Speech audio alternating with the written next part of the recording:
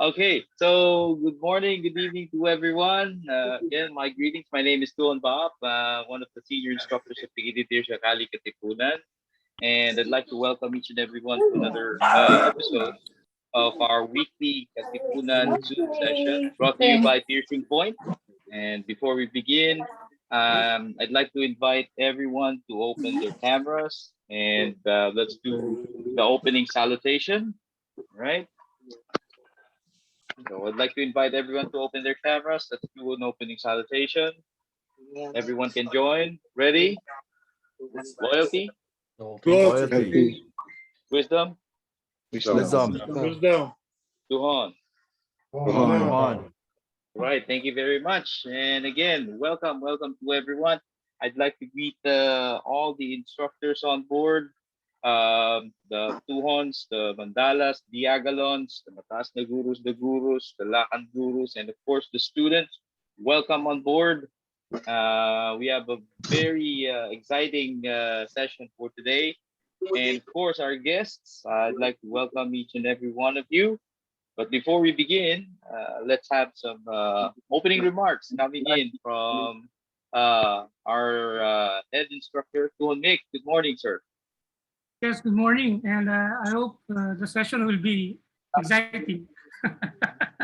Indeed, it is. Everyone, we will try to make it as worthwhile as possible for everyone. Thank you very much, Tuhon Mick. And another opening remarks from our National Training Director for the Philippines, Tuhon J. Good morning, sir.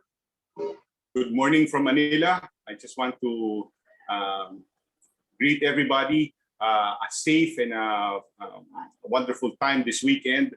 And I just want to thank Tuhon Bob and the rest of the training group for Global Katipunan for making this a surprise weekend with Tuhon Mick. So everybody, thank you for supporting and thank you for joining us, and let's have fun and hope this will be time well spent this evening for those in a few outside of Manila, and a start of fruitful weekend for everybody. So again, maraming salamat. Mabuhay po tayo. All right. Thank you very much, Tuhon J. Okay, so without further ado, our featured presenter for today. Well, before we start, may I request everyone to put their microphones on mute before the presentation and during the presentation. Now, please make sure that you take down all those notes so that you can ask questions later. All right. So without further ado, Tuhon Mick, good morning, sir. Morning, Tuan Bob, and good morning, everyone. Friends and brothers, hello. I'm sending you my warm regards from Manila. Anyway, what I'm going to present today is simple yet complex concepts on knife work. So we're going to deal with knife work today. And as I've said, I hope it will give some enlightenment and understanding to all. And this is a result of some research and work that we've been doing over the years. And this is usually considered as a conditioning exercise. And at the same time, it is designed to give us a good perspective on how to improve our training on Pikiti knife. It's composed basically of some concepts that will pave the way for a better understanding on how to make a flow out of it, which will give us an understanding of energy transfer, fighting orientation, range, and all the other attributes that we have in the practice of Pikiti. And my brother Neil will be assisting me in my presentation. And the first that I'm gonna present is about capsulation in relation to nitrate. So we've been hearing capsulation from GT over and over again. And I'd like to work on that one first before I progress to other concepts. Capsulation is part and parcel of Capsula Methodica, which deals with touch points. And along the way, I will explain also the concept of bisecting lines. So we're going to combine both together and hopefully make sense of the concept and help us improve our practice. First is flight orientation. I'd like to present first your orientation in relation to the enemy. Anything that is within this range is inside, and this one is the outside range. And in between are doors. This is door number 1 and door number 2. The door has different touch points. And with regard to capsules, consider the capsules as the knob. So the capsules 1, 2, and 3, symmetrically, it is visible and available also on the other side. Those are control points and touch points. Touch points because you can do whatever you want to do with it. You can trap it, you can jam it, you can grab it, you can parry it, you can hack it. So I would like to refer to it as a touch point. If we need to control someone and take the advantage position, we would like to control this touch point. In between touch points, in between capsules, are points wherein you can bisect with your own weapon hand. So this is a bisecting line. This is another bisecting line. And this is another bisecting line.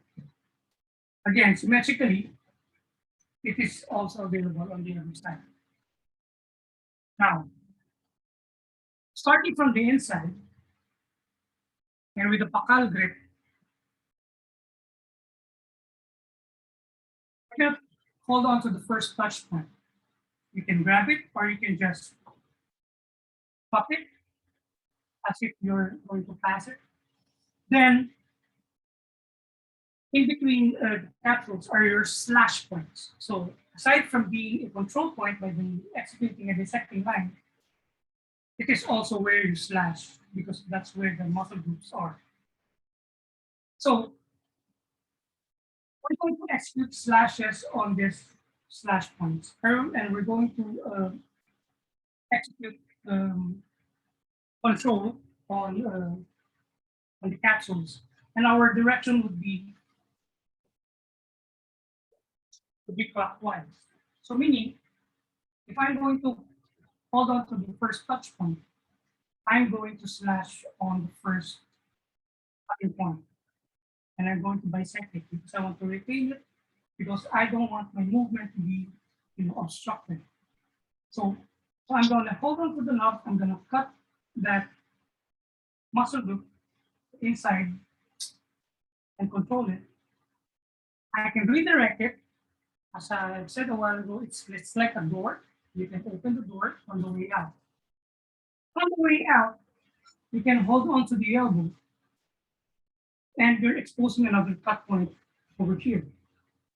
It's a slash point, especially if you're using a curved implement, that would be a devastating cut point. Now I can rotate further and I can cut the muscle groups over here. And I can retain.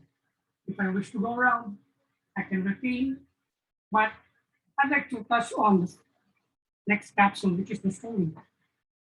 So as I turn him around, I can switch from retention to cutting over here. If I push it and I pull the knife, that would be a cut over here. Then over here is another bisecting line. So the neck is a line along the spine, which I would like to bisect with this one. Now, either I blade out or I blade in, I can do a double force to, for this particular case, that is just wearing ordinary clothes. Or if it's blade out, I can do a double force, which I will also explain later.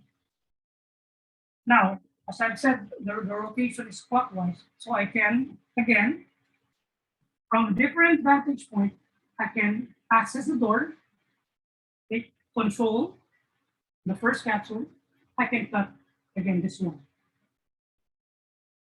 Open the door further, I can hold on to the opposite of the shoulder of the elbow, which is capsule number 2.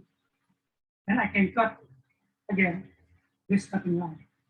I can rotate again and cut the tricep. Press again, so it will not impede my movement over here. A while ago, I pushed over here. This time I'm going to push in front of the shoulder, which I'm going to explain later. Then this will be my transition. Again, this is going to be a line which I would like to bisect. I can do a pull, or I can do a push. And if I'm blade out, I can do a cut with one hand, or I can do double force. If I'm blade in, I can do a ripping cut along the body.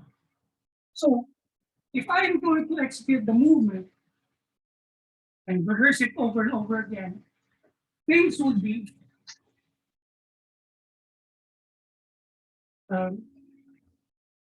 automatic, meaning if I wish to practice my response in a particular position, in a particular cutting point that I would like to exploit, I can, because I have been rehearsing the movement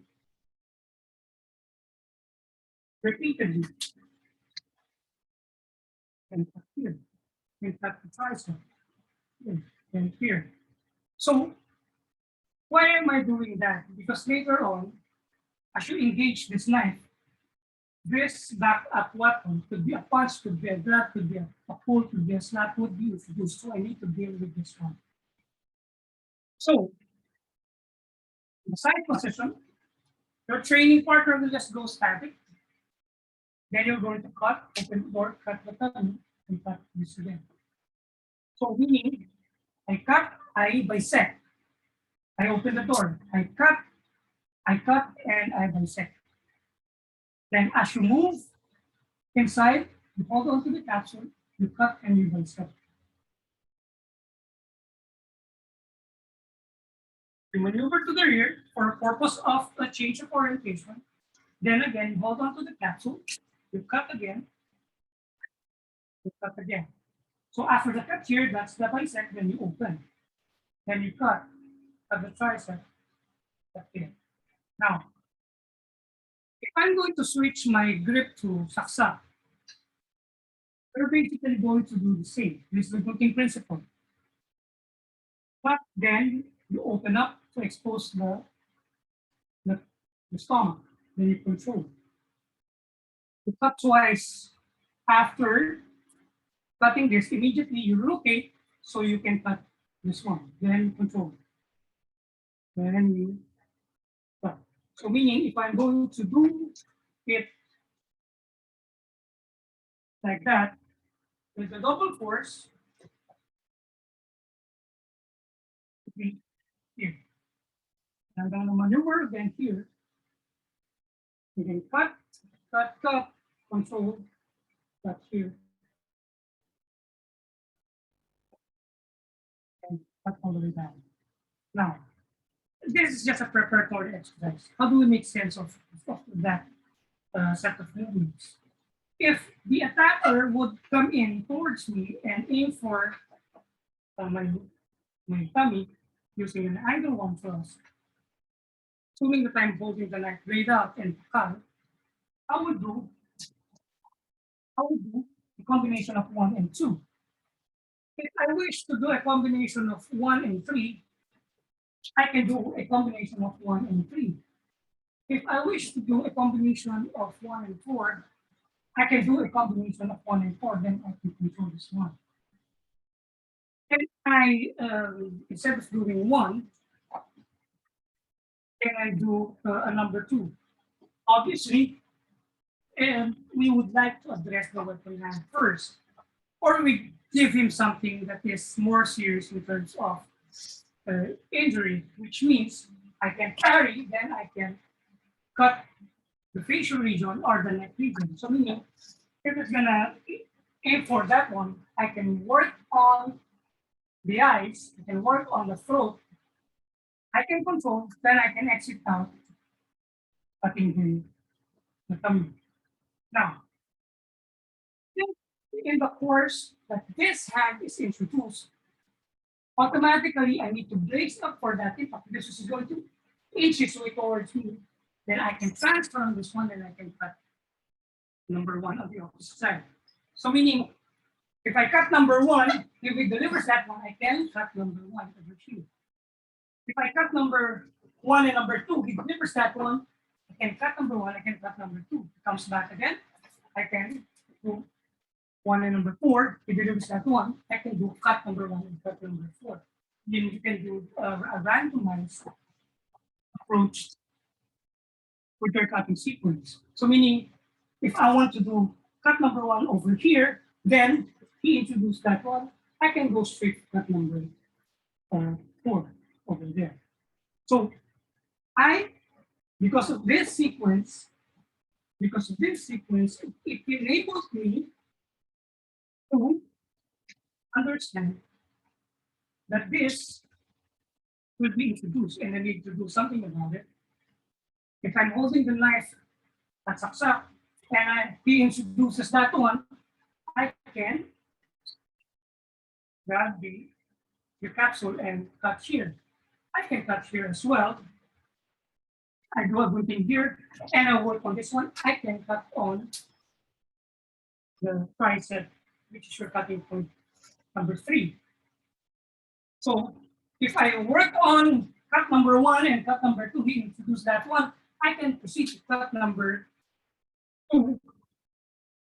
If he comes in again, I can work on my parry again and cut number 4. So what happens to the control? So if I'm holding the knife again at Kapal, if I want to work on my control over here, I can again bisect the knife and a control point over here. And if I wish to bail out, I can just jab here by the kidney, or I can slash if I wish to, which is the same as when I'm here. I'm holding on to the capsule over here. I can hold on to the capsule over here, but I have to move in further inside to stay away from that one. If I can release, then I can hold on to this capsule again if I need to deliver that glass. So again, you work on the sequence 1, 2, 3, 4, and 5. 1, 2, 3, 4, and 5. You switch on hawak saksak. 1, 2, 3, 4, they come in and double force 5.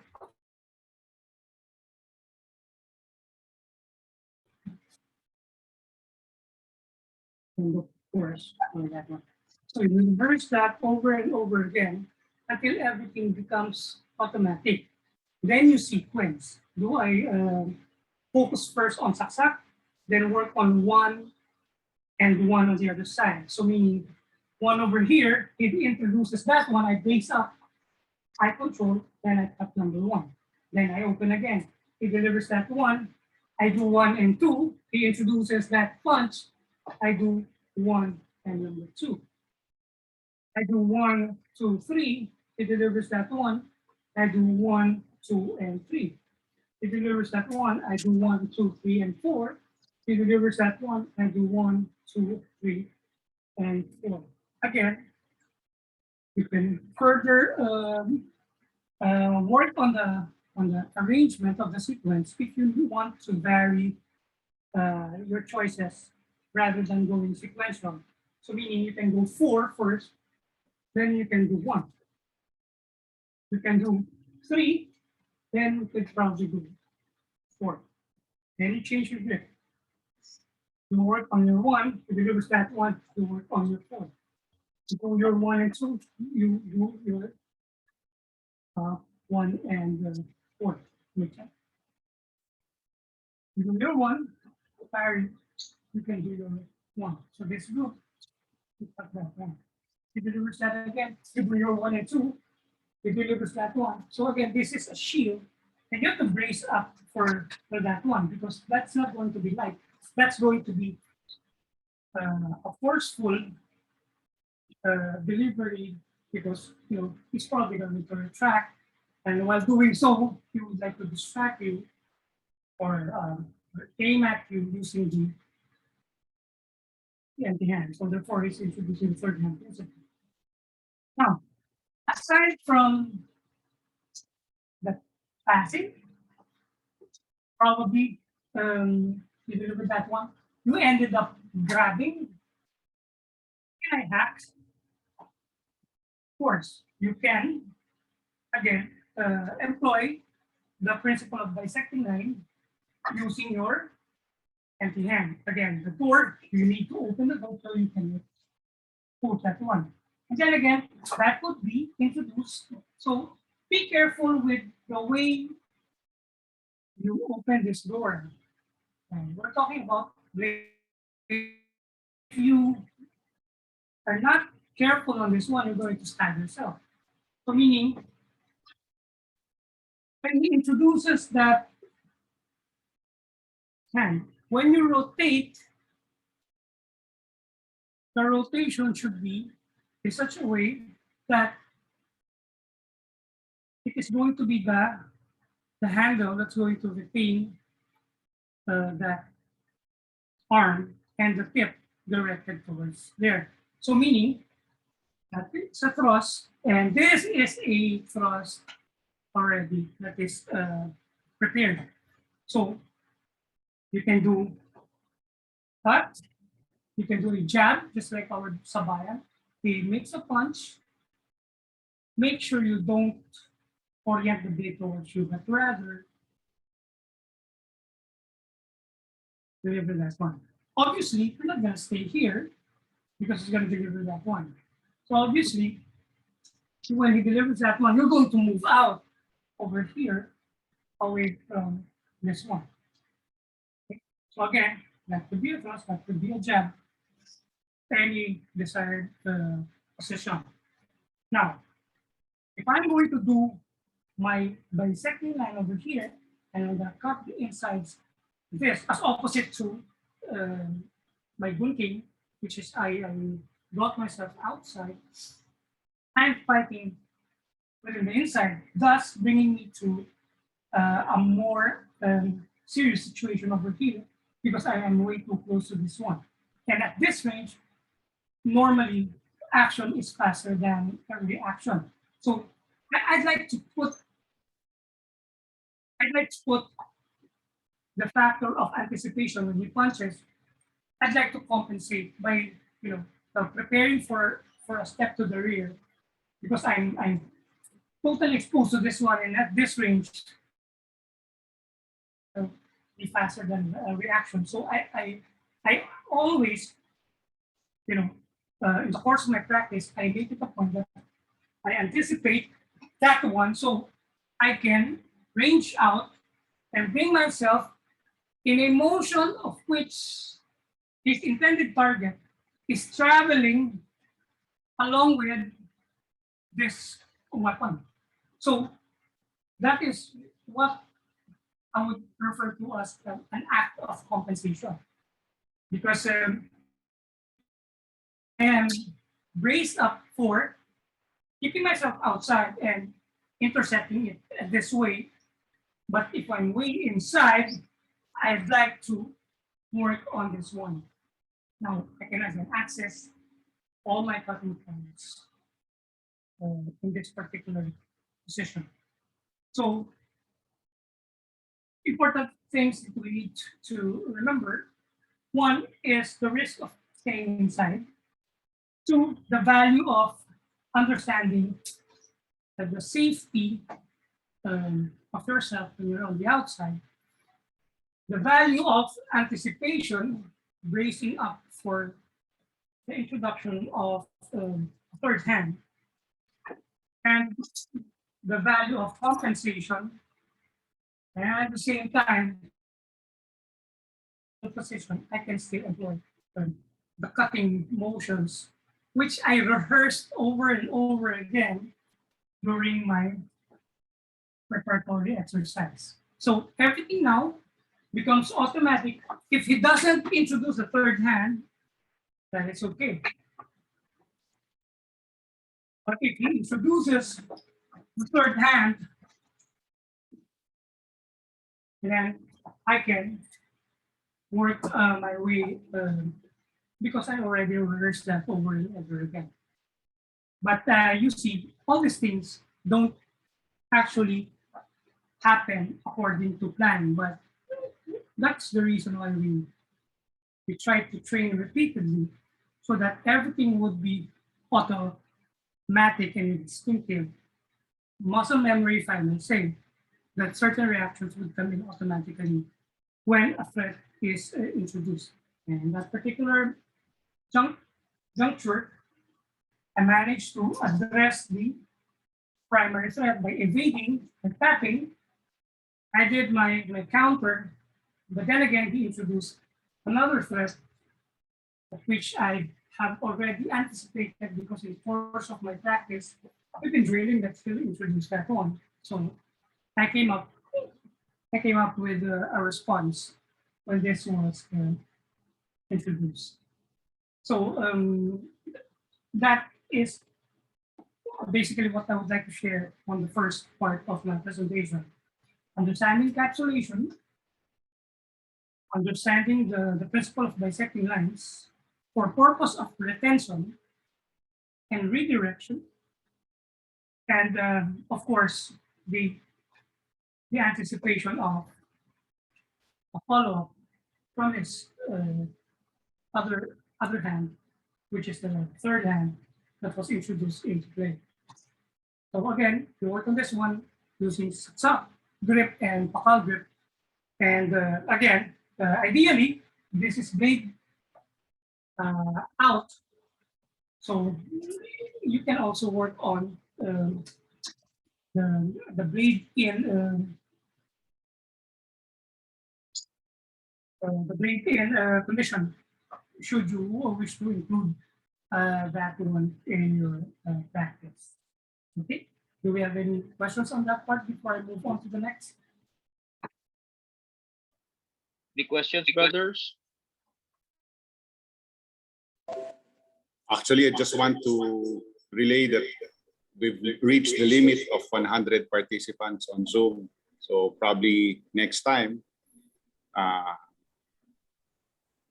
we'll have more. All right, so if there's no question, allow me to move on to the next. John Mick, this is Randy. Yes. I do Yeah, have one Randy. question. Would you ever go to the counterclockwise? You showed us clockwise. Would you ever go counterclockwise with the right hand? Yes, if I stayed here, my movement would be counterclockwise. So the direction during the preparatory drill is clockwise, but the only reason why we moved clockwise because we want to get to this point from this point rather than walking my way here just to achieve a counterclockwise movement.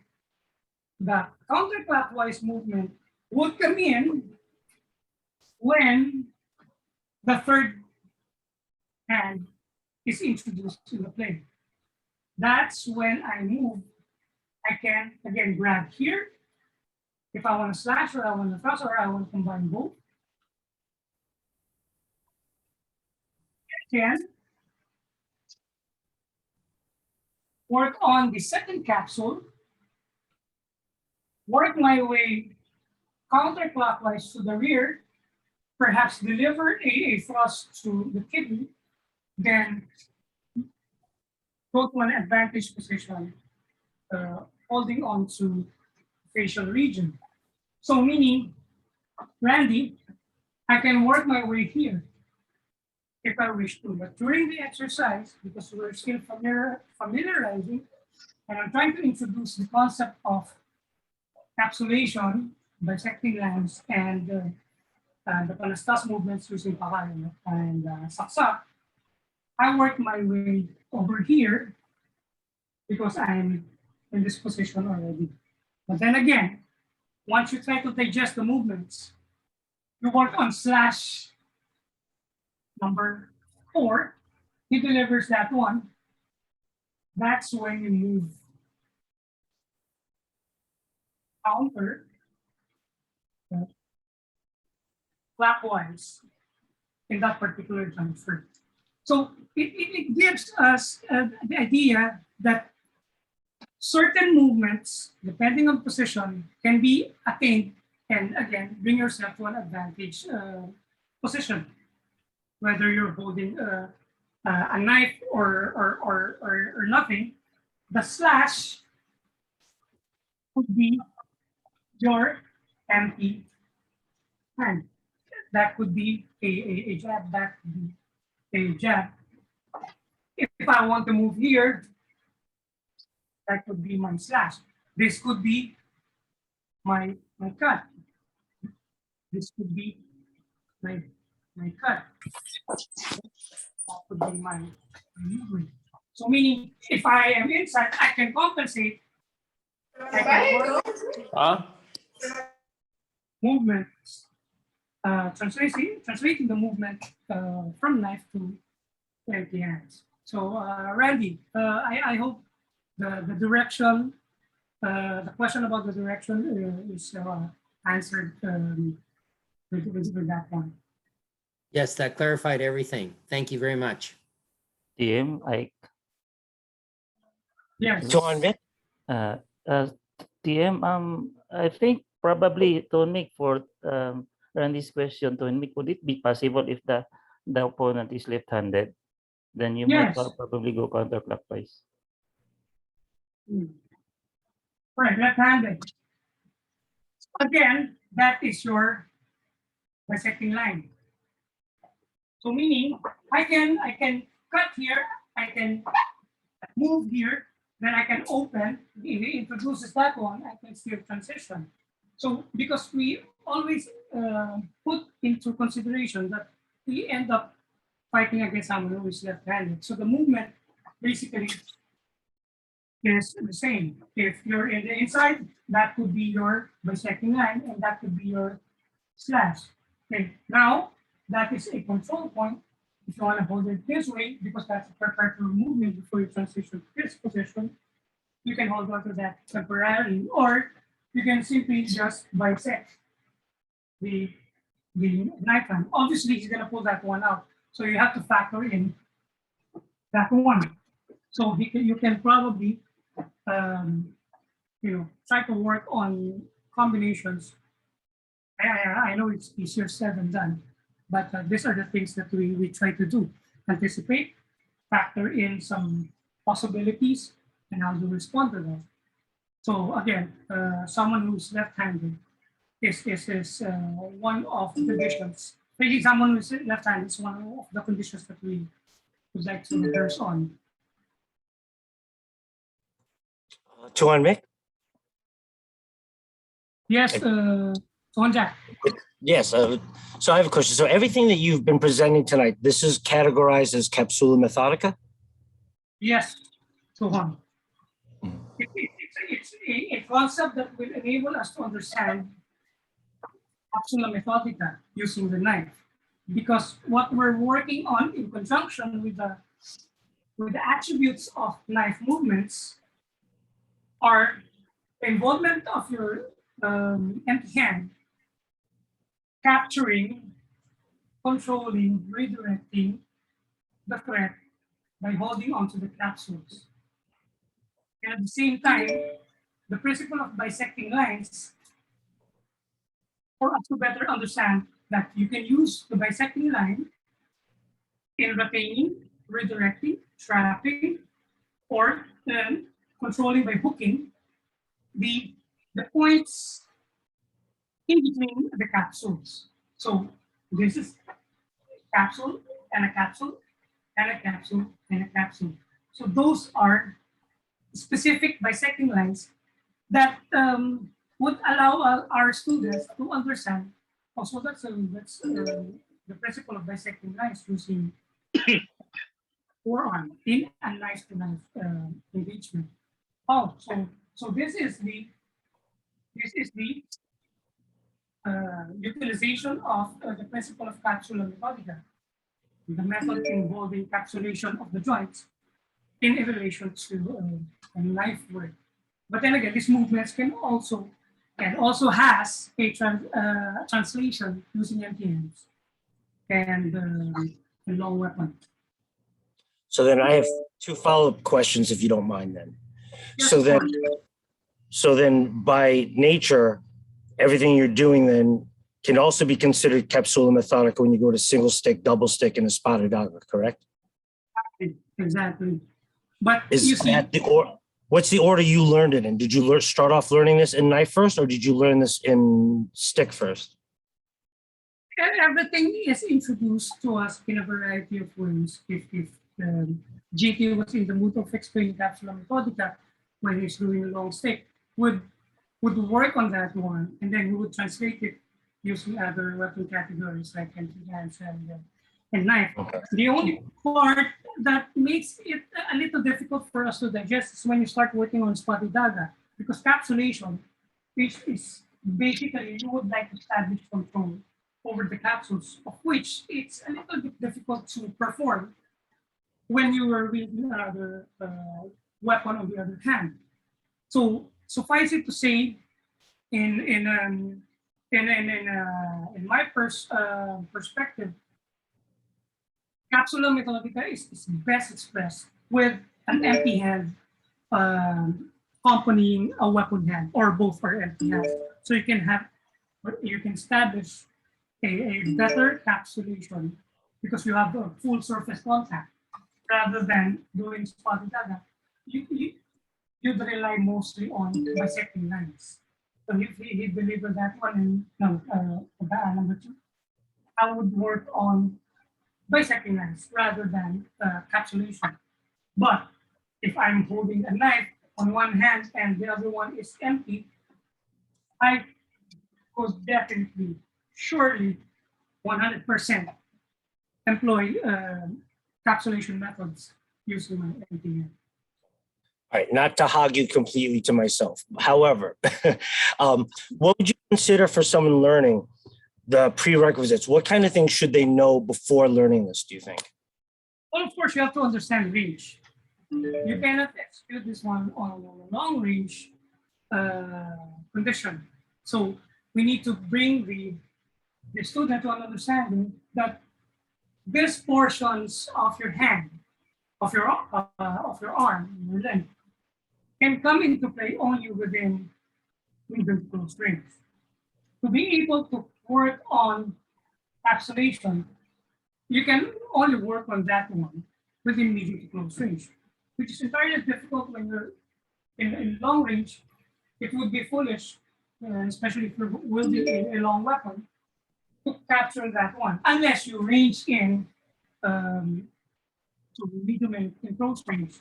That's the only time. So range is number 1. Number 2, we need to introduce what capsules are we talking about? We're talking about capsule 1, 2, and 3, 1, 2, and 3, 1, 2, and 3.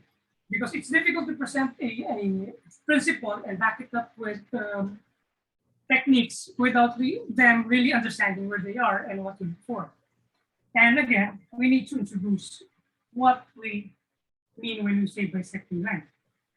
So we know what are the points of the body that would bring about an understanding of what a bisecting line is. Then we relate it to position. So if you're in the inside, that could be your bisecting line. Understanding that the prerequisite before everything else is forward and then body angle. That the bisecting line aids your intention to maneuver to an advantage position against somebody, whether you're inside or outside. That's when the student would appreciate what bisecting line is. So basically, that's how I personally would approach and prepare the student to work on this material. I would explain first by definition and by pointing it out to them specifically what are the points that they need to know before they can make sense of that one. Then we start to complicate things by introducing another threat. So we don't get too fixated on this one because that one would again be factored into the equation. So we explain and give him more complex problems to work on and to fully understand the method of fighting. Excellent. Thank you very much. TM, Ike again. Hi. TM, Thanks, can you Wanda. TM, can you relate this to Trancada also? No, trancada is basically your limb control. So you try to bring the weapon hand and of course the third hand, if it comes into play, in a position that you can suspend it and reduce it to a much lesser threat. So if I'm going to do trancada, some movements would definitely be included. If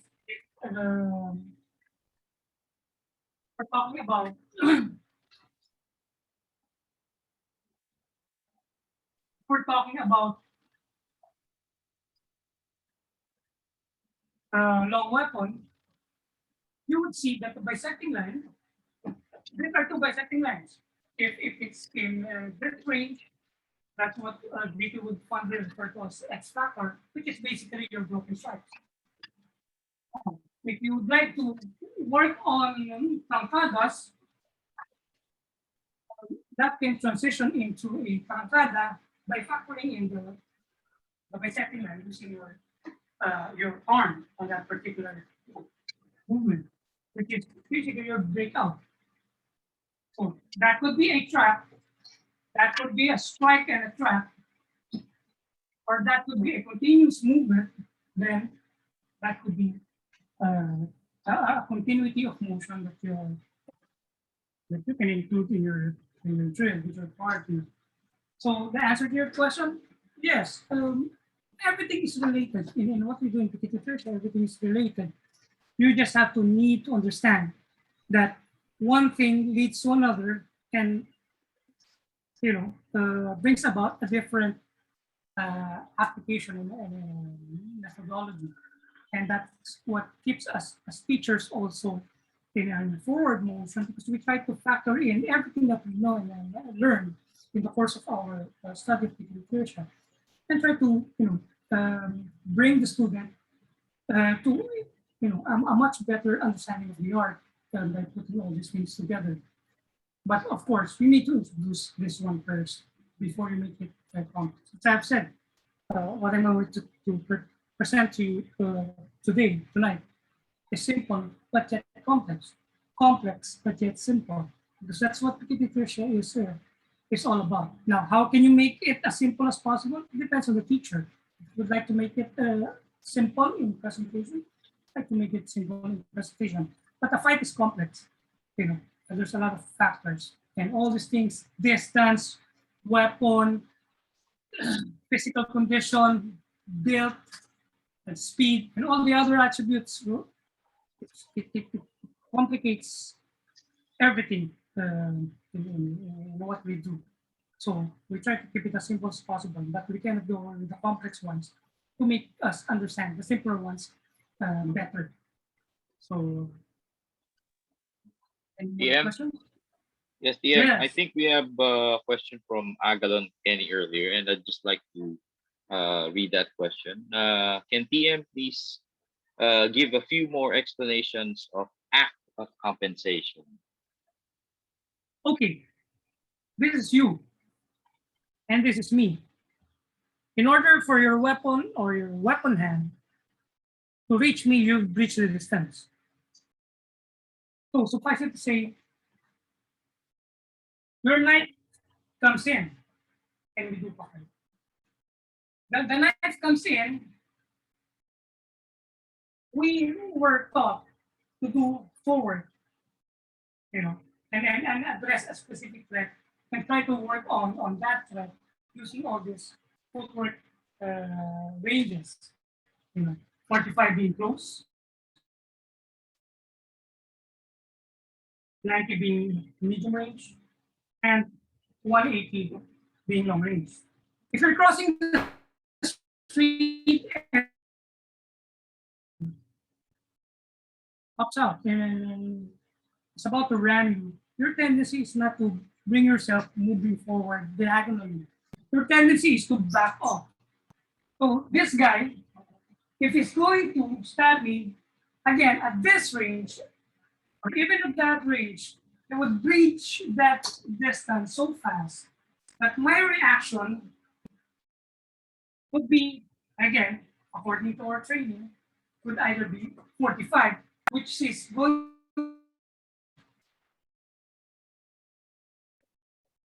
90 perhaps is a good way to go, as well as your 180. Because this is him and this is you, is bridging the distance. This range from this to this is a range that benefits him because that's where he wants to be. So he can deliver this attack. So what you want is to get out of that range that benefits him and bring yourself to a range that is safe for you. And at the same time, you can still do a counter simultaneous to his attack. So assuming that we're like here for purpose of presentation, he wants to bridge the distance so he can connect with this knife. If he does that, and I step 45, sure, if I'm strong enough, I probably would be able to, do this and that, and this and all those fancy stuff. But my movement, basically, what I want to do is bring myself out, compensate the travel. If I manage to hook him, good. If I manage to slash him, good. If I don't, I'm out of danger. I'm out of range of that weapon because I compensated range. He wants to come in. This is beneficial for him.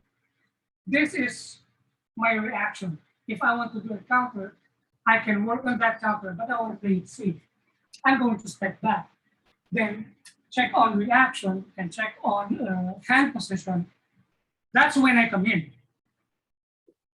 If I come in as he comes in, that will be you shoulder to shoulder to him. That will be you running right smack to his weapon.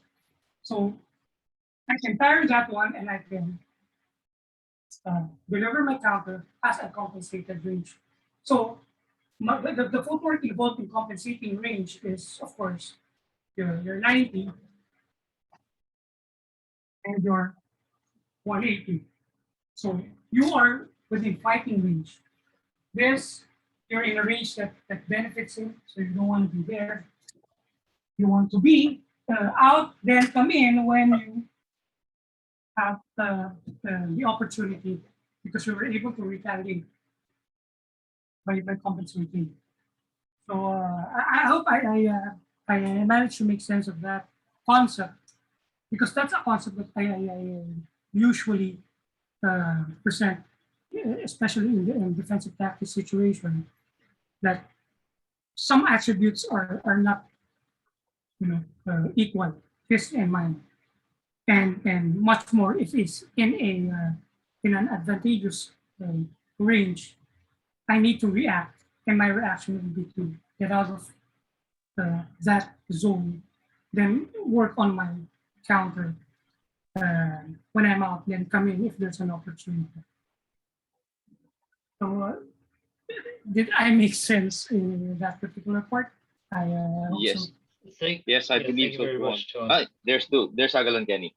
All Yeah, right. thank you very much, Tuhan. I didn't know if it applied to, I asked the question because I wondered if it applied to things other than range, because your initial example was in regard to range, but I didn't know if you had expanded thoughts on it, but that answers it quite well. Thank you. You know what the usual boxers do when the punch would come in? They would range out, but they would range out, bump out, but again, simultaneously deliver their counter. So if I would explain the concept of compensation with the student, I would most likely use that as well between two boxers, one jabbing or doing a cross. The other one is bailing out, compensating, getting out of that range, then simultaneously delivering. So anyway, so any more questions? I guess we're good to go to him. All right.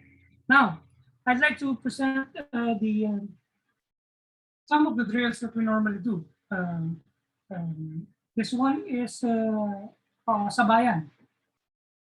Sabayan is a training platform. It is not the pinnacle of one's Pikititirs career. It is not the most advanced drill because some of the drills before are equally sophisticated as Sabayan. Sabayan in English is you do as I do it.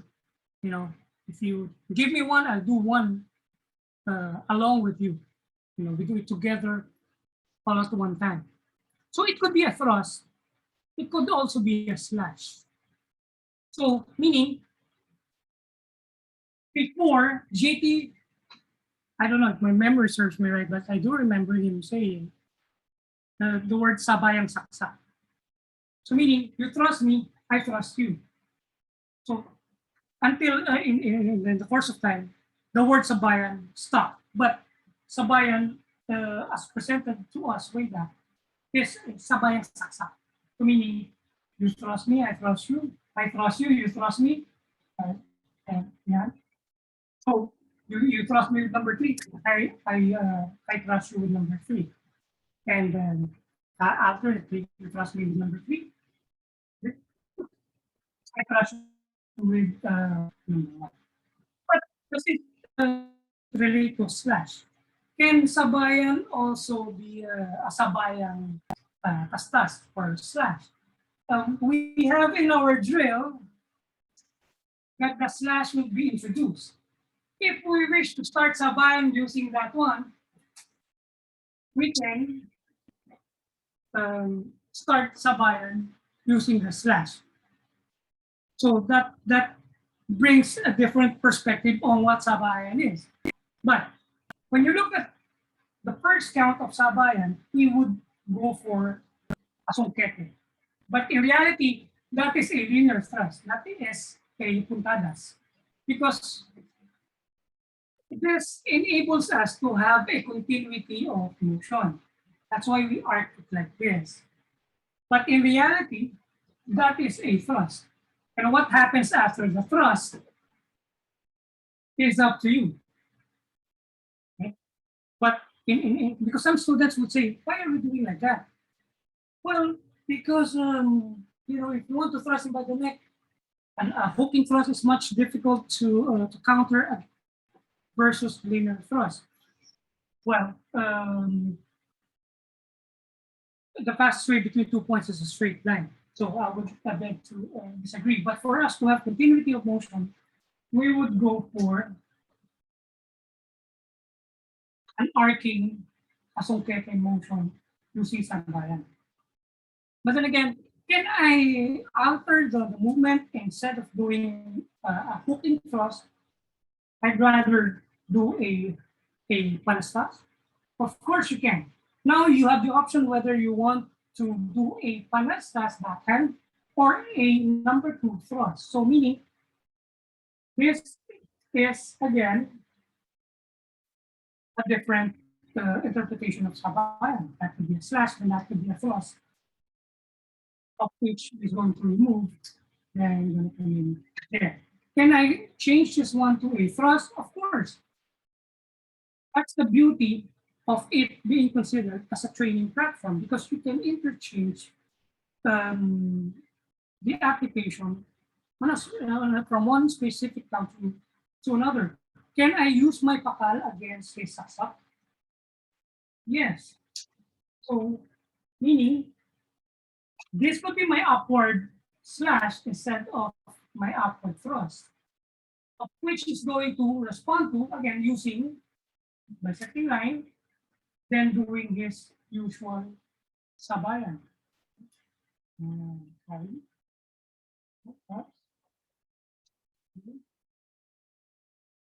So we're doing sabayan, but I'm using my knife at pakal.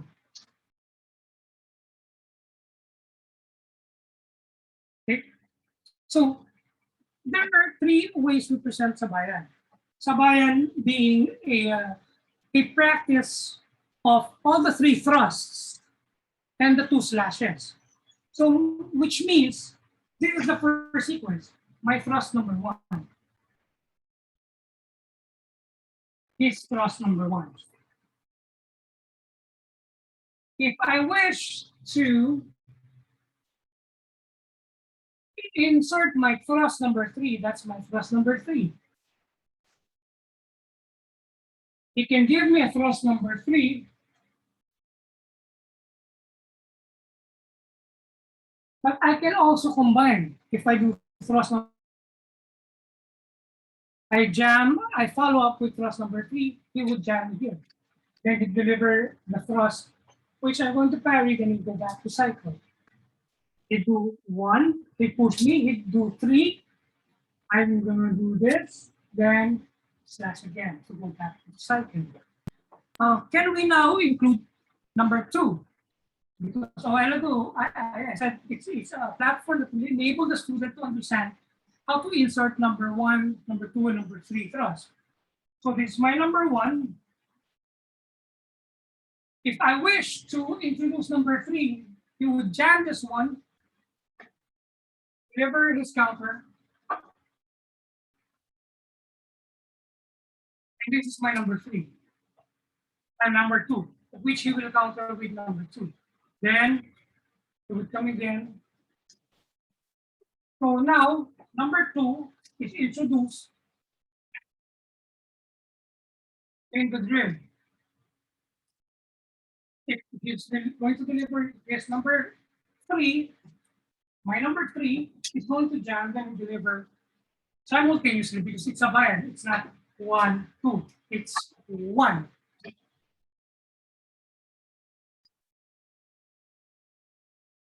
In reality,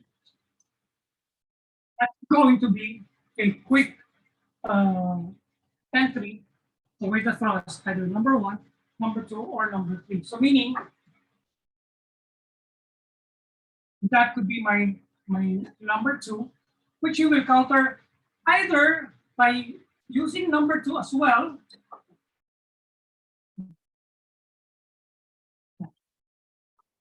or use the principle of Echikefe by using the empty hand. Then we would follow up with this one to retain, then control, then slash again, so we can go back to cycle.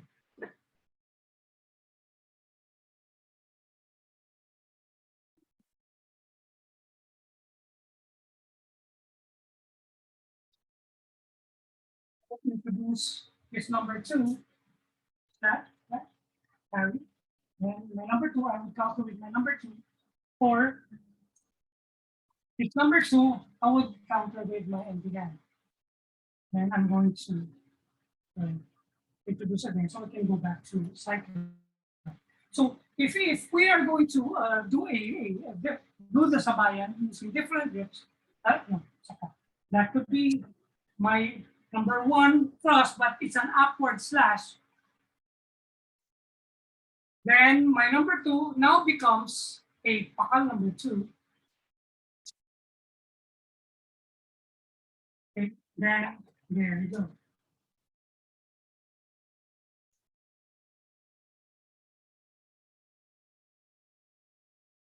Very good. So, again, in summary, Sabayan is a training platform. Sabayan gives us the idea that we can work on this drill, feel each other's energy, understand the different applications, understand when to apply it, and understand the techniques involved by dissecting each movement. So the first movement in Sabayan is that one, using this or this. So meaning, if I use this, I can stick to that technique. If I use this, I can stick to that technique. That is the first count. But for count number 2, that could be his movement, then he can deliver whatever he wishes to do with me, multiple slashes, thrusts, and whatnot. So again, anything, come on. Yeah, then stuck my hand. So he can deliver whatever on the second count. On the third count, this is count number 1, that's count number 2, that's count number 3. I can work on whatever movement that I would like to do, whatever technique I would like to perform. In the count number 4, 1, 2, 3, 4, you can jam,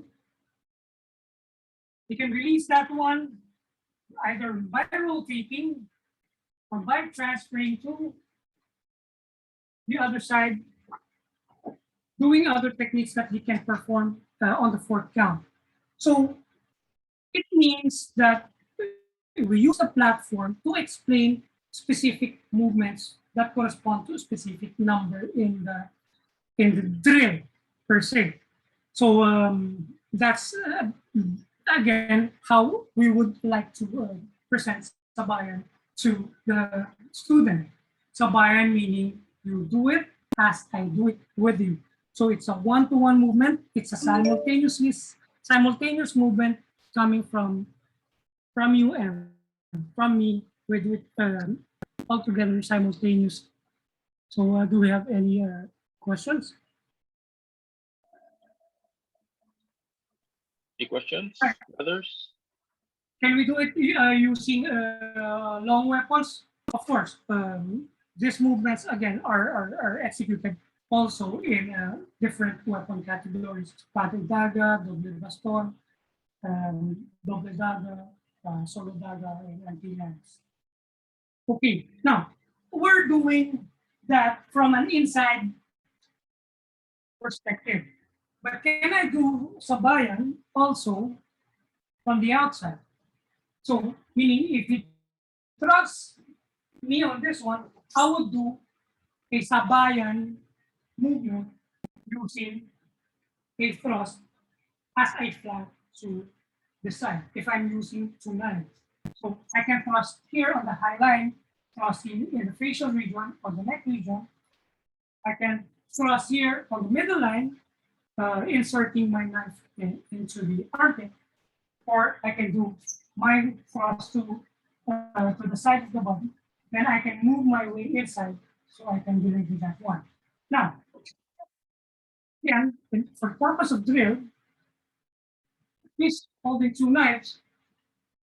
So my sequence would be like this. If he gives this thrust, again, Agalon Kenny, this is how I would compensate. So again, I would step 180 to the rear so I can execute my counter against that one. So if he thrusts me here, I'd go bladed, I go thrust here, then he would adjust his range by stepping forward. So if I don't move, I get thrust. I get the thrust. So I would move to my 180, then do my Sabayan on the outside, then parry this one, I thrust the armpit, he delivers that one. So this is basically how the drill goes. Cross, cross, cross, and cross. Now, if I'm using only one weapon for that particular drill, if I'm left-handed, my movement would be this. He delivers that once, that would be my, instead of a thrust, that would be my parry, and that would be my movement. Now, if I'm right-handed, I could probably go for a cut, then a jab to the eyes, then I can move out here. If he delivers that one, that would be my thrust, and that would be my follow-up thrust. So I'm still doing sabayan, but I'm working on the concept of sabayan being a simultaneous movement, capitalizing on the outside. So if the enemy is left-handed, my movement would be here. If it delivers that one, that would be my knife. That would be my exit towards the safe zone. So, that's how we would present again the concept of sabayan, it being a training platform capitalizing on the outside. So you can do inside. You can do inside.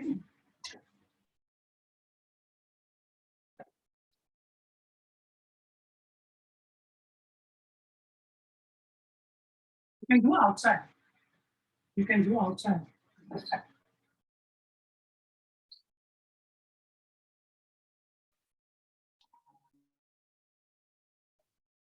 Okay, do we have any clarification on that part? Okay, so if there's none, allow me to work on the last drill that we have prepared. We call this drill the knife recontra.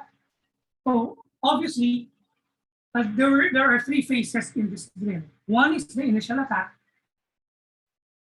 and next is your counter or your contra, and how he would respond to your counter would be his contra. So it's attack, contra, and the contra. So I'm going to use angle number 1 thrust, angle number 2 thrust, and angle number 3 thrust on this particular juncture. I will be attacker. I'm going to attack 1, 2, and 3. He would do, as I do the first count, he's going to do a counter, then I'm going to do a recounter. It goes like this. This is the attack. That is the counter you want from that one. Okay. My recounter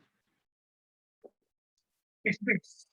For me, my thrust number 1 leads to a thrust, which is my thrust number 2. Release that one. Either I thrust or I slash. I would like to slash here. Again, remembering my slash points. Or I'm going to thrust. But it is a drill that is designed so he can respond to that thrust. So my thrust number 1 and my thrust number 2 is countered by his thrust number 2. Then my thrust number 1, I release my thrust number 2 is countered by his thrust number 2 by setting my arm. Yeah. 1, 2, yes. So this movement, there is again a bisecting line over here. Now my recounter on this one would be to control this one, the capsule over here, and cut here again this one. So if you can repeat that one, I'm going to control over here and cut over here. One more time. 1, 2. Now I would like to introduce thrust number 3. Okay. So he has 2 options. Either he moves inside to jam this one, which is a gamble because this one is a little tight. So for you to insert this one without being hit by the tip of the knife, chances are you would get hurt. So again, we would like to compensate, and you would tap it downward to redirect my attack number 3. Again, attack number 3, you would redirect over here. So we're gonna put it all together. My attack number 1, my attack number 2, my attack number 3 is going to step out Then to do an exchange, I would step out, I'm going to bisect to release my knife. Then for him to feed, he has to loop his hand and bring my left hand there. Swing it out again, swing it out. It's like this. Yeah. Okay, we're gonna repeat it. 1, 2, 3. Tap, down, control. And again. 1, 2. Counter number 2, 3. Again. 1, 2. Counter number 2, 3. Again. 1, 2. Yeah. Then he will attack number 1. He's going to release this one. He's going to attack me with number 2. I'm going to counter number 2. That is his recounter and cut it here. Then that's his thrust number 3. Where I am, that's where he's going to thrust. He's not going to thrust here. He's going to thrust here. So I have ample space to angle myself. Parry. I don't want to. I don't have to retain it and establish and maintain contact. I just want to tap it out. But for the purpose of continuity of the drill, I would maintain my attention here. He's going to hack that one. And that's going to be my loop. Then we're going to do exchange again. Cross, control, 2, 3. Baba. 1, release 2, and 3.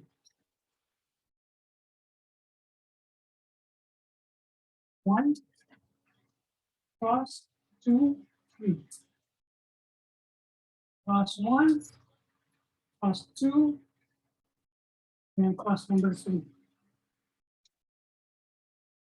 1, 2, 3. 1, 2, 3. Okay. So the beauty of this one is, one, as an instructor, we would be able to explain that all the movements can be connected within the concept of attaque, contra, and the contra. So the initial attack is, again, by using the numbered system of the thrust, which is 1, 2, and 3. The bisecting line was introduced on attack number 1. Then the capsulation, then again the bisecting line. The capsulation, then the cutting point, then capsulation, bisecting line, and redirection. So again, it's a good platform. If you break it down further, the number 1, then you can add up other techniques on that particular doctrine. So the number 1, you can add all the other application if you want to stop at number 2. Number 3, you can continue on and isolate count numbers B on that particular juncture. Then you switch.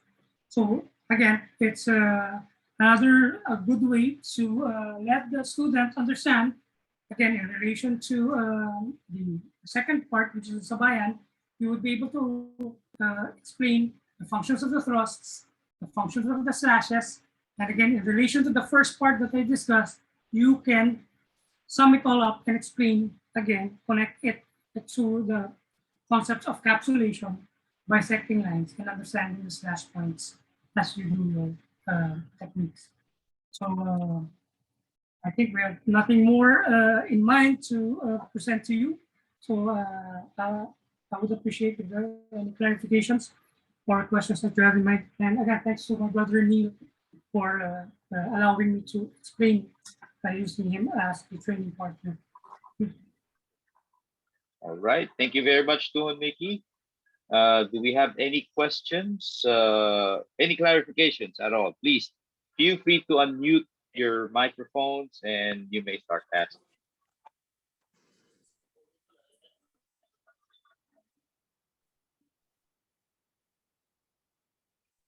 Do we have any? Tuan Mick, this is Randy again. Sure, Can that- Randy. Can that last drill? I actually have two questions. Could you repeat the name of that last drill again for me? It's a knife recontra drill because we end up doing recounters and the exchange.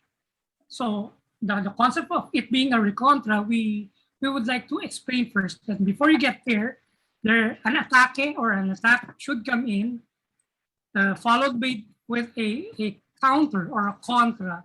Then again, to complete the entire cycle, the recontra, which is ultimately what we would like to explain, would come in. So again, it sums up to all those 3 points, then rotates back as you make the exchange with your training partner. So it's a mutual understanding of how the movements would take place because you would switch roles. Initially, you will be the one attacking, then later on you'll be the one attacking. I see. And work on the counters after that. Thank you. And for my second question, can that last, can the knife recontra drill be done with Pakal as well as Saksak? It's a little complex through your student to the drill, but the drill would now be different. So because the thing using the Saksak drill would be different in orientation using the Pakal drill. Hence the response and the exchange would be a little bit different. I see. Thank you very much. It was a great presentation. I loved it. Appreciate the question, Randy. All right. Do we have any more? Please unmute yourselves and ask your question.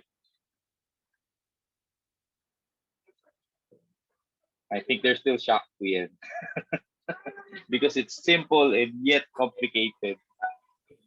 Well, when you look at it, it's really simple. If you try to, present it numerically one after the other, but for the student to enjoy it and appreciate the energy exchange, we would rather call it the cooperative learning. You allow me to learn to respond and react to your movement, which is a stimuli which I don't normally experience if I do it against a dummy or doing things alone all by myself. So it's a stage of training that a student would really appreciate more than doing it all by himself or against an immobile partner like a bob dummy or anything, or perhaps a tree if you're doing environmental training. So it really is a leap in terms of training that benefits the student mutually, the feeder and the receiver. All right. Thank you very much. So, TM, with your permission, I guess we can move on to the closing remarks because apparently there are no questions. Ako tuhon, Bob. Ako. Go ahead. I mean, actually, I thought I cannot join this morning because I Coach thought Gary. at work. So I'm very lucky to siyempre si Tuhon Mick present his presentation today. I'm very lucky kasi our work are canceled, so I really enjoyed this morning. Even lalo na yung the first part, the 10 moves. Actually, that's a exercise na siya. For me, it's doing 5 minutes for 3 sets. Siguro magiging natural for you when you're going to do it every day. Thank you to Hunmika for giving them an idea for that movement. Kasi there's so many things and very many varieties. Pwede kang from going 1 to 3 or from 6 to 4 or variety from 3 to 8 like that. Ang dami pwedeng gawin. So thank you very much. Thank you, Coach. Salamat. It's good to see you. Right. Thank you very much, Coach Gary. Tuhon Bobby, Tokayo. Tuhon Bobby. Let's get back with Tuhon Bobby later. Tuhon Herbert. Yes, Tuhon Bob. Another masterclass po, TM. Maraming salamat po. But that masterclass was easily understandable by beginners, intermediate, and advanced students. So, kudos TM. Hope more sessions like this to come. Maraming salamat po. Salamat to Herbert. It's good to see you. Thank you. All right. Thank you very much, Tuhon Herbert. Chief, are you there, brother? I am here. Tuhon Mick, man, that was awesome. You know, I always get excited when it comes down to your classes. I learned so much. I don't really have any too many comments because I'm just, you know, wowed by your presentation. As always, I always enjoy your classes. I learned something from you every time I see you, every time I hear you, you know, and I strive to be as not necessarily technically sound like you, but your presentation, how you deliver that knowledge and how you build a student from something simple to something progressive is amazing to me. So that really I enjoy. And well, of course, you're one of the most technically sound person that I know. So thank you for having me. I truly appreciate it. I love learning from you. Thanks to you, Tuhon. It's always good to see you. Tuhon Mick. Yes. Tuhon Bobby. Hey, I haven't seen GT in a long time. Tonight, he was here doing the presentation. Thank you for sharing the knowledge. I learned a lot tonight. And with your permission, I'd like to steal a couple of those movements, if that's okay. Absolutely. Salamat. There's nothing fancy in what I did. It's already there. No, I think you can do much better than I did. no, it's how you execute the basic. It's basic, but yet it's how you with your execution. It's very advanced. And thank you for letting me see GT right here tonight. Thank you. Salamat, Tuhon. Dr. Mick. All right. See you. Salamat. Salamat to kayo. Kayo, thank you very much. All right. Maraming salamat, ha. Okay. Peter, you want to say something? Go ahead. One question. Excuse me, I am not speaking English. Is it possible the translator, please? Yeah. Mi pregunta es, Tuhon, cuando se practica, ¿qué es lo que nunca se debe dejar? O sea, ¿qué es lo que siempre se debe tener en cuenta para hacer una buena práctica y que en verdad sea aplicable a la realidad? ¿Qué es lo que debemos tener siempre presente para que esa práctica en verdad nos pueda salvar la vida en un momento dado? Gracias, Hermano Peter. Fernando. Muchas gracias, Peter. What he's asking is, what do I have to consider to keep my practice real, to use it in a real situation? Well, first you have to understand what you're doing. which means you understand range, you understand angulation, you understand timing, and for you to do this, you should have a point of reference. It can be the wall, so you can understand distance between you and the wall. It can be a training dummy, of which you know how much step to to make before you get to your intended target.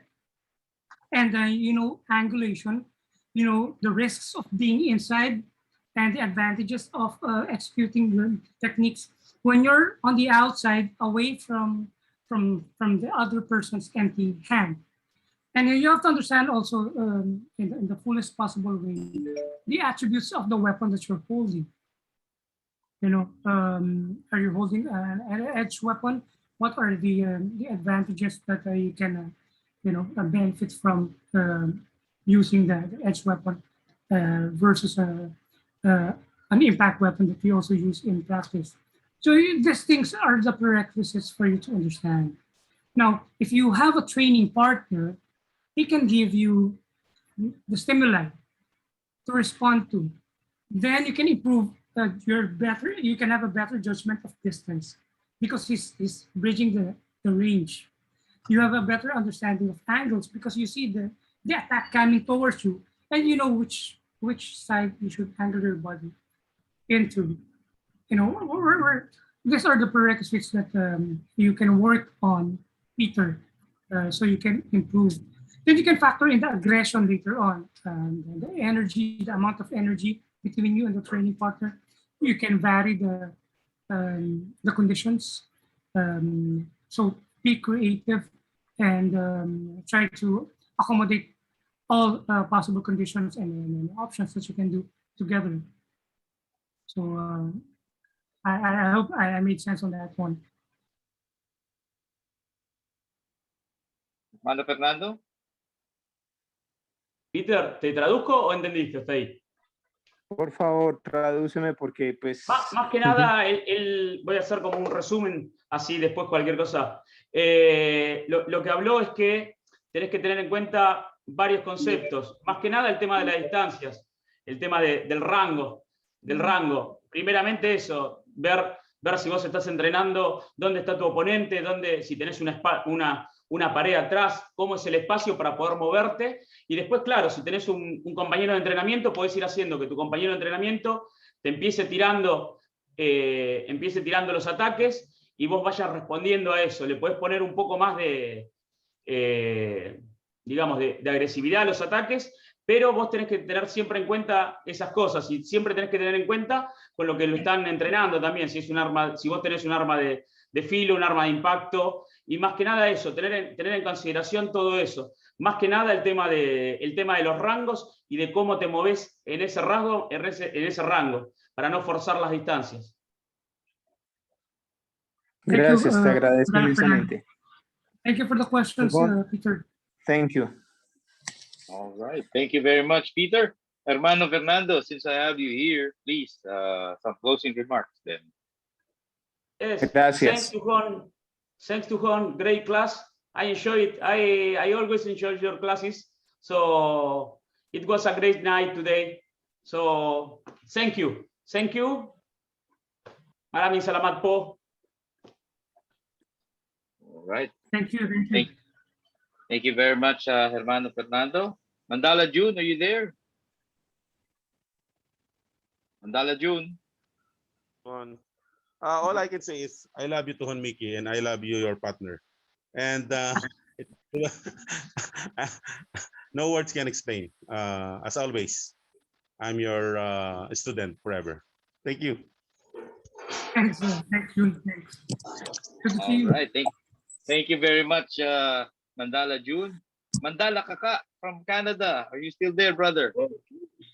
Yes, brother. Good evening. Mix, it's really very informative. It's been a long while I haven't seen you. I'm looking forward to see you this coming convention. I love you and miss you all the Tuhon and all the guru from the Philippines. It's very nice session. It's really very informative. Thank you. Love you guys. Thank you. Thank you. Kuya Kaka. Good to see you. Right. Right. Thank you very much, Mandala Kaka. Mandala Sofien, are you there, brother? Yes, yes, I'm there. I'm here. I'm very lucky to watch your presentation, Michael, because like always, you give the thing very simple to understand. And yes, today was a refresh. So we did this, all of this, we did it privately in Kuala Lumpur. I remember everything with Bro Desmond. Yes, so thank you very much, Metohon. All my respects. Neil, Bro Neil, also thank you very much. Respects. Thank you. Right, Thank you, very Mandala. much. Thank you very much, Mandala Sofien. Mandala Rob. I'm here. I need to buy me a plane ticket to the Philippines, quick. What can I say? This is why I'm here, you know, in the PTK Katipunan and amongst many other members here. Your skills is subtle and top tier one, Elite. The way how you explain from the progression with such subtlety and precision that it's just it's all mastery. And this is why I emulate you and my goals to further in my Piki Tertia journey. And I can't say no more. To Mick, the best. Thank you so much. Thank you. Thanks, thanks, Mandala Rob. You know, we're all in this journey together, and your growth is everybody's growth. My growth is everybody's growth. So, you know, we all move forward and up. So thank you. Good to see you. Wonderful to see you, Duan. Wonderful. All right. Thank you very much, Mandala Rob. Tuhon Jack, are you still there? I am. I'm here. There you go.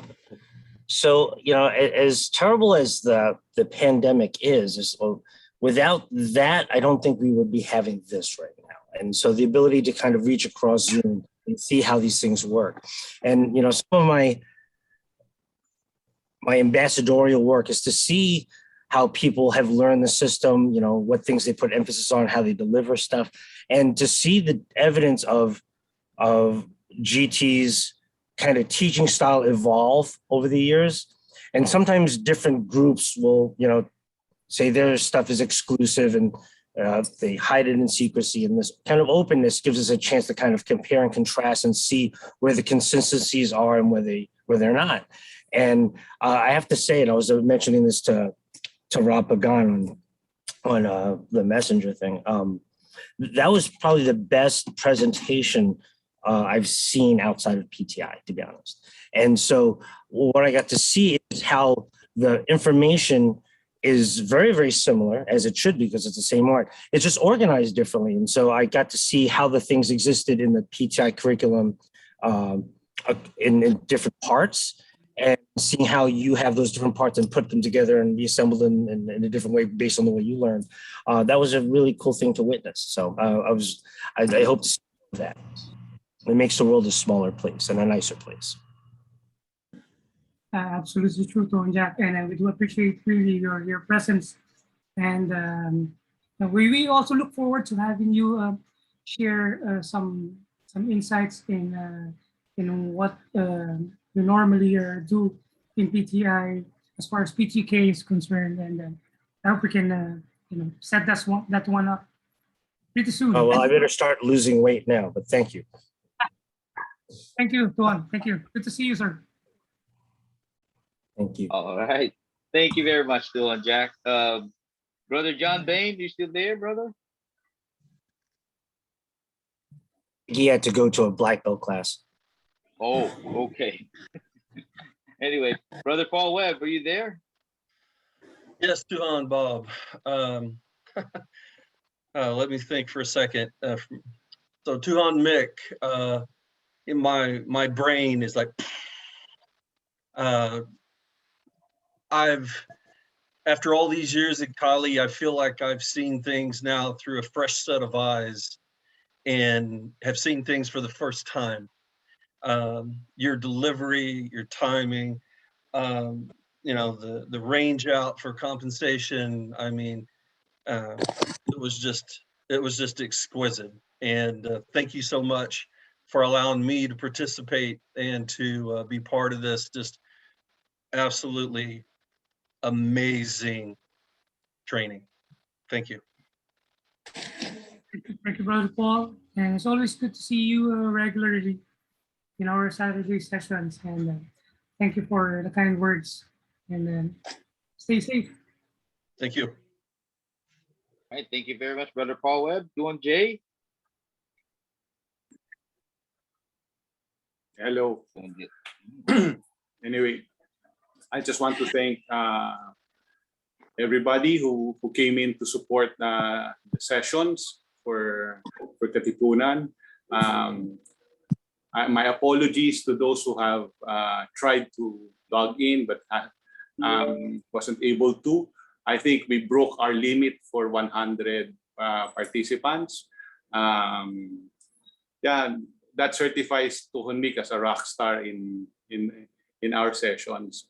So again, I just want to say thank you, Tuhon Bob, for having this surprise for Katipunan, friends and family, of course.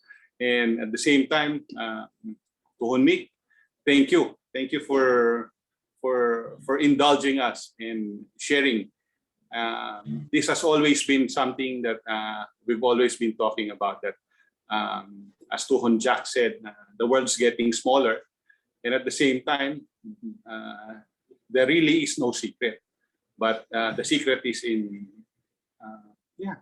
sharing good stuff. So we won't be living in a very dark world as we are.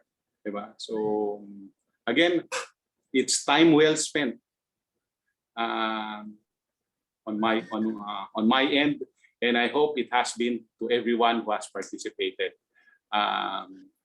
Thank you so much. In Pugay, mga kapatid, at padayon. Maraming salamat. Thank you, Tuan J. All right, thank you very much, Tuhon J. And again, Tuhon Mick, thank you very much for indulging us with today's session.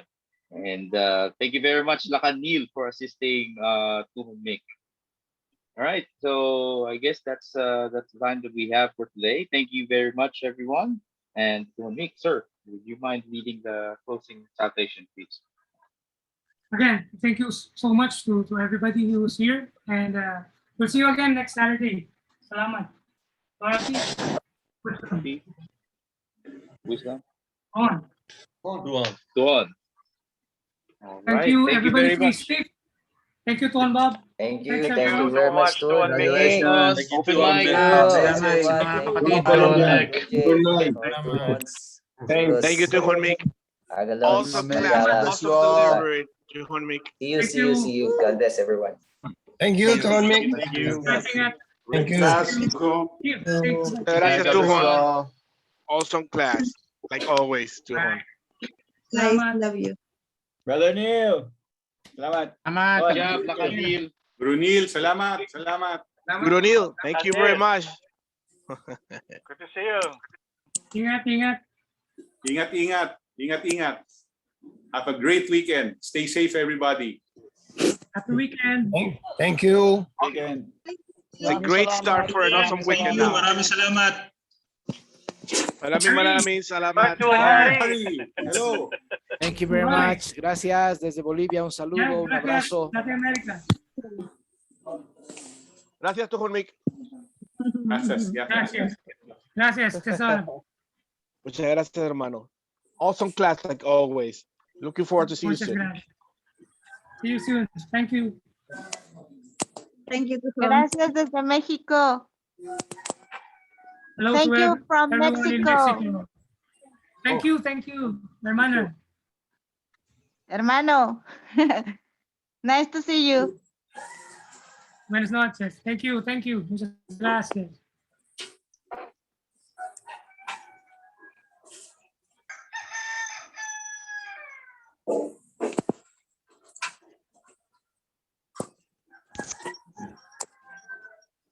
We love you, Mandala June.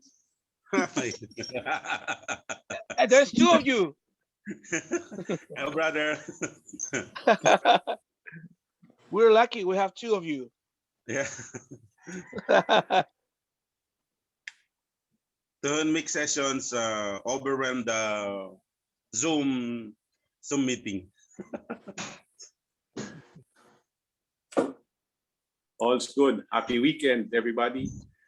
Mandala Kaka, Mandala Fair. Yes. Star, Maraming Mandala salamat. Asokien. Oh. You stay safe, everybody. Ah. Kailangan Thank you. yata may account na tayo dyan para hindi malimit to 100 lang. Di ba? Actually, it's a paid account, Mandala. Talagang yun lang ang kaya ng budget.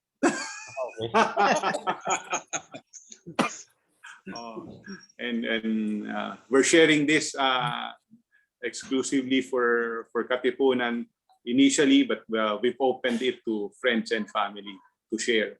So yeah, it's a free class. So ano yan? We're here to share and grow together. So again, maraming salamat. Till next week, everybody. Have an awesome weekend. This is a great start for an awesome weekend. Yeah. Yeah. Stay safe, everyone. Stay safe, everybody. Thank you. Thank you. Goodbye. You. Goodbye. Have an awesome weekend, everyone.